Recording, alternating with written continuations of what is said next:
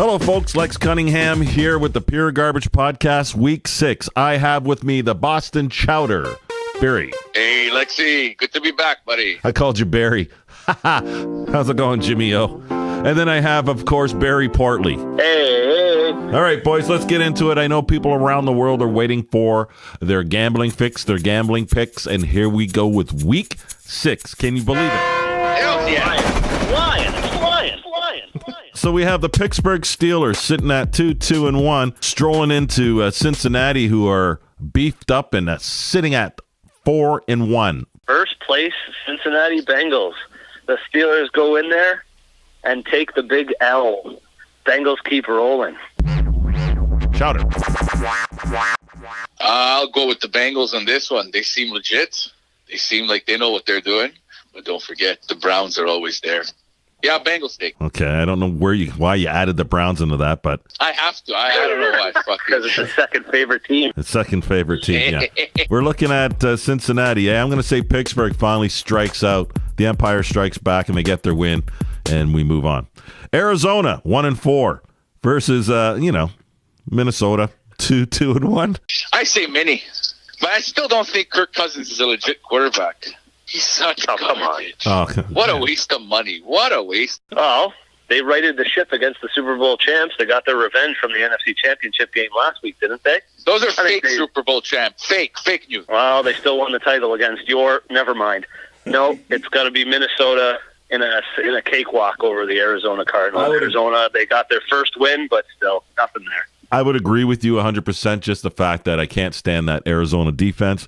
They were celebrating when they're down, a touchdown and stuff, and anyway, I could go on to. I don't want to. I don't even want to give them more credit than they haven't earned. You hate them. I don't like them at all. Let's go. Chargers, sitting at 3-2, take their party, and they roll in the Cleveland, who are sitting at 2-1. Well, Bud Light all around for the Cleveland Browns, but the party in their shanked and toe-punted field goals are going to end because San Diego, one of my favorite teams, are going to come in. It's not going to be a field goal game because Melvin Gordon, Austin Eckler, and Phillip Rivers, they run the show over there. Chargers win a nail-biter, but we don't have to worry about missed field goals or toe-punted field goals from Cleveland kickers. If I went with my gut and my heart, I'd say go Browns, baby. I say Baker Mayfield takes this one from Phillip Rivers. But since I'm going to go with my brain on this one and put my money where it's safe to be, I say San Diego, like Portley said, a very close game. Maybe OT again? You never know, boys. You never know with Cleveland. He doesn't use his brain that often either, so I like it this time around. All right, no, I'm going with Cleveland. The defense is starting to turn it on. And, of course, the quarterback they have, Baker Mayfield, is absolutely going to be lights out in that game. Seattle. Yeah, their defense looks good, Lex. Their defense looks good. Yes, they do. Seattle, who are having some issues, sitting at 2-3, have an opportunity to slap the Raiders around, who are sitting at 1-4, and they're crying for help. How the heck did Seattle score 31 points against the Rams? And Baldwin had one catch. Yeah. That is insane. Great observation. I believe they scored 31 points just because they were able to score 31 points against the Rams. I'm going to take the Seahawks against the lowly Raiders. I'm going to go with the Raiders here. I know our friend Mr. Smiles is going to be happy with this pick, but yeah, I'd say the Raiders are going to catch some sort of luck and put the old-timers, a.k.a. the geriatric squad, up in Seattle where they belong. Wow, the Raiders are not too spry either. It's okay. They're not as old as these guys. All right. Keep it going. Okay, I'm calling Seattle in that one just because it puts them even, and they are still hungry for playoffs, whereas Oakland's just hungry. Okay, Carolina, Washington Redskins. Oh, baby, this could be delicious. 3-1 Carolina, 2-1 Skins. I'd say Carolina. Yeah, Carolina. That's all you have. Okay. That's all, buddy. I'm going to say Carolina as well. I don't like the Panthers, but anytime your field goal kicker kicks 60-plus yarders, you have a chance to win. Cam's going to keep on rolling. They beat the Skins easily. Yeah, Cam keeps on rolling, but whenever he rolls out, I'm starting to get a little afraid there when he starts to throw the ball. It's starting to not stay on the wire for him. It's a little weird, I find, or when he starts to take more than 3 steps out of the pocket and throws the ball, it's starting to get doesn't look as strong as it used to be. Doesn't have upper echelon wide receivers yet. He's got a young receiving core. He's aging himself. I think give him a couple years with those receivers, and they're going to be a firepowery kind of team. He'll get those throws on there. 2-2 Tampa Bay Buccaneers.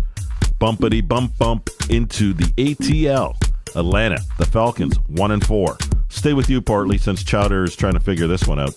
Let's hope that Mike Smith had a week off to devise multiple different game plans on defense as opposed to just, hey, we're going to play this and this is how we're going to play. And 7 touchdowns later. I'm going to go with my Buccaneers. They right the ship, that pirate ship, and we go to 3-2 and stay worthy in that division. Mr. Portly, going with your heart, eh? I don't see you guys winning another game this year. All right? I see Atlanta romping all over you guys. Wow. You don't win another game. You get rid of Jameis at the end of the season, and you start a full-scale rebuild. All the magic's gone, buddy. No more wins for the Buccaneers. Atlanta takes that. Definitely Tampa Bay is going to win that game. That's wow, you two are ganging up today on the Chowder. Okay. Well, no, because I'm about... Listen, I understand I have the best team in the NFL, and they're the best, and you guys just jealous. But it's okay. Keep it going there, boy. Well, I think we're going to be siding against the Portly on this next one, where your favorite team there, Chowder, the Indianapolis Colts, sitting at 1-4, roll into your third favorite team, the New York Jets, sitting at 2-3. I know you own nostalgic figurines of both teams, Colts and the Jets, and you probably pet them every night. So let's go with Portly's thoughts on who will win this game between Indy and New York, the game being hosted in New York. What time is this game? Is this a 1 p.m.? It's a 1 p.m. Okay, so I'll make sure that I my DAZN ticket to block this game so I don't accidentally hit it by accident on the channel. Who cares? Flip a coin, heads it goes, Jets. Jets win, sure. Jets win at home. I say the Colts come back from that beating that they received from the Patriots, and they beat the Jets. And they beat them nicely, too. All right. Wash off the figurines, pal. Chicago, the Bears. Hot defense. Strolling into Miami, who are sitting at 3-2. The Dolphins looking good. Can they take down the mighty Bears? No. The Bears are going to roll into Miami, into that beautiful weather, and they're just going to go buck wild on the Dolphins, buddy. I see the Bears tearing it apart, and I see Khalil Mack with 3 sacks. 3 sacks. He says beautiful weather, but I believe that tropical storm just turned into a Category 1 hurricane coming this weekend. So I don't know how beautiful this weather is going to be. Miami's been exploited. Doesn't matter if it's 20 millimeters of rain or sunshine and old geezers. Chicago goes in there and takes a big-time win. Actually, very easy. Khalil Mack can single-handedly do it himself. Bears win. So now here we are, both on the threshold of watching some greatness.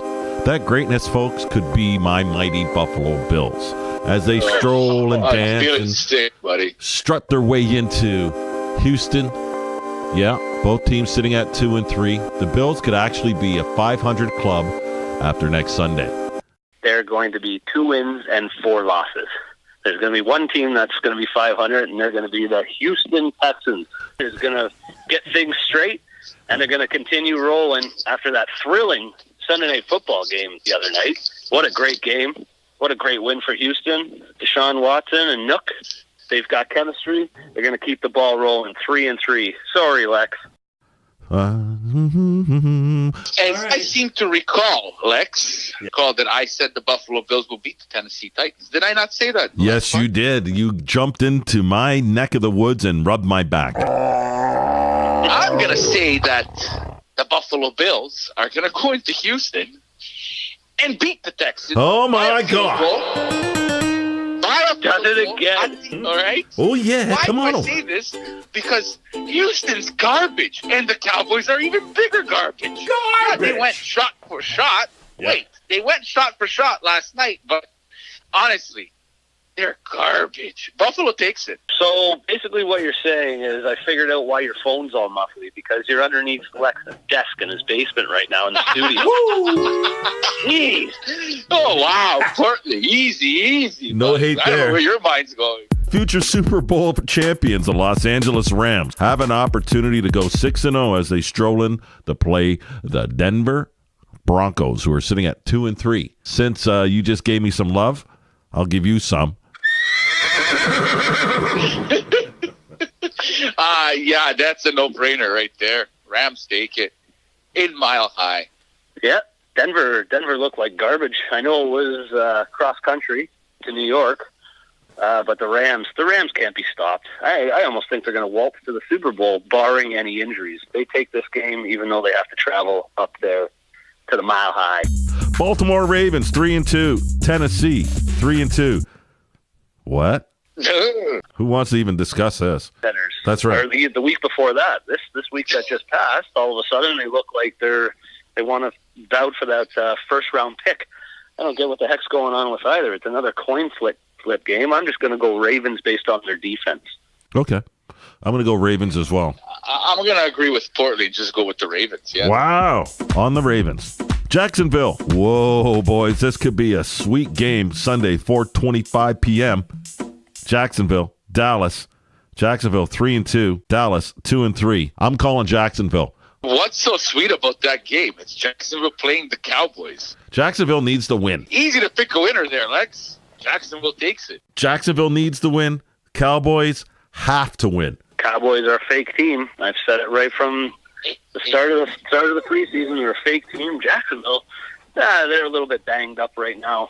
They'll squeak out a victory over fake Dallas, the Cowgirls. Kansas City 5-0. Yeah, that's right. Can you believe it? The Chiefs are still winning up against the kind of wobbly New England Patriots sitting at 3-2. Chowder, spray us. 3、2、1。The Chiefs get their first loss. Patriots win a close game, and we see Patrick Mahomes rip apart the Pats defense. But we still win, but he rips us apart. So you're saying it's high scoring? High-scoring affair, very high-scoring. It's very high scoring. However, your offense can't keep up with their offense. So Agreed. It will be high scoring. 6-0 Chiefs. Now we all know Chowder's delusional about his Patriots as the Chiefs go 6-0. I'm going with Chiefs. And just like you're delusional about your Bills there, Lex, let's be honest. Well, slap back. All right, thank you. Actually, three. Okay. Get off my... Our boy Jimmy G still in the hospital and suffering from a big-time injury. We'll be watching his 1-4 San Francisco 49ers try to take on the mighty 2-1 Green Bay Packers, who are just about to surge. Yeah, right. Oh, boy. You guys know my love affair with Aaron Rodgers. I think he's great. But I don't know what is going on in Green Bay, boys. Yeah, I can see them taking the game against San Francisco because San Francisco's utter crap. But, wow. I don't see Green Bay doing much this year, but Green Bay takes it. It's going to be a sloppy game, but Aaron Rodgers prevailed. Going Green Bay. And that ends week 6. Highs for week 5. The Bucks were on bye week, so Mike Smith got a chance to do nothing, sit back, enjoy the nice Tampa Bay weather, and think of multiple schemes for 1 week. There's my high. My high is, of course, that beautiful game on Thursday night that the Patriots won, and Tom Brady's 500th career touchdown to none other than Josh Gordon. My high, the Buffalo Bills bounce back. They hang in there versus Tennessee. They don't fold. They keep their offense in check, and their defense are playing lights out. Kudos to them. Portly, you have a fan there that you like to give a shout out to, and I believe we're going to be including her picks starting in week 10. Yes, I'd like to give a special shout out to Tracy Lynn Brazeau. She's doing a great job. She has her own thing going. We're proud of her. It's a great show going on. And week 10, you let me know your picks, and I'll be spelling them out to the Pure Garbage Nation for everyone else to hear. So, hello, thanks for listening.